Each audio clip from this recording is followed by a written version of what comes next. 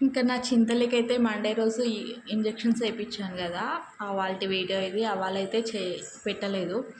ఇంకా నా చింతలకైతే 3 ఇంజెక్షన్స్ ఉన్నాయి. ఇంకా తనకు తెలియదు కదా ఇంజెక్షన్స్ అన్నీ. నా పక్కన ఉన్న పాపకి ఒక ఇంజెక్షన్ ఉంది. ఆ పాప ఇప్పుడు 11 ఇయర్స్. మస్తు అంటే మస్తు ఏడుస్తుంది. ఇంకోటి వాళ్ళ మమ్మీ కూడా రావట్లేదని కూడా పాపం తను లోపలనే బాగా ఏడ్చేస్తుంది. ఇంకా ఫైనల్గా అంగన్వాడీ దగ్గరికి అయితే వెళ్ళినాం. చాలామంది ఉంటారని చెప్పేసి అనుకోండి, బట్ ఎవ్వరు లేరు. అది చూడండి, అది ఎట్లా ఏడుస్తుందంటే ఘోరంగా, అంటే ఘోరంగా ఏడుస్తుంది ఒక ఇంజెక్షన్కి. పాపం అసలు దానికి ఇంజెక్షన్స్ అంటే భయం అంట.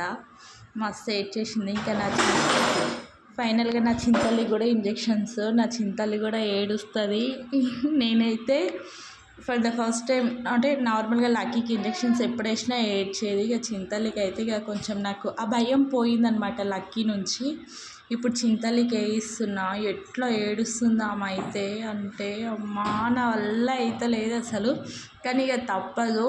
యాజ్ ఏ మదర్గా ఇక మనమే గట్టిగా ఉంటేనే వాళ్ళు కొంచెం సెట్ అవుతారు కాబట్టి నేనైతే దానిని ఎంత ఆడిస్తున్నాను అది ఇది అని. లక్కీకి అయితే నీకు ఇంజెక్షన్ వేయాలా లక్కీ అంటే వెయ్యి, అందుకే వచ్చిన అనేసి అంటుండు. ఇంకా వాడిని పక్కన పెడితే చింతలకి అయితే నయం 3 ఇంజెక్షన్స్ అనుకుంటే, బట్ 2 ఇంజెక్షన్స్ ఉండే. ఇంకా డ్రాప్స్ వేసేసారు. పాపం సైలెంట్ అయిపోయింది. అది చిన్న సౌండ్స్ ఇస్తుంది. మస్తు బాధ అనిపించింది చింతల్ని చూస్తే. సైలెంట్గా కూర్చుంది అసలు. కాళ్ళని అయితే కదిపిస్తూనే లేదు. కానీ ఫీవర్ వచ్చేది ఎప్పుడు. ఈసారి అయితే ఫీవర్ రాలేదు. అదొక నాకు లక్ అంతే. ఫీవర్ వస్తే అస్సలు తట్టుకోలేదు. ఇంకా చింతలు అయితే అస్సలు నవ్వట్లేదు. ఎంత ఫన్ చేసినా సరే జస్ట్ షన్విత అని సైలెంట్గా పిలిస్తేనే నవ్వేది. అట్లాంటి అసలు నవ్వుతూనే లేదు. పిలిచినా పలకట్లేదు.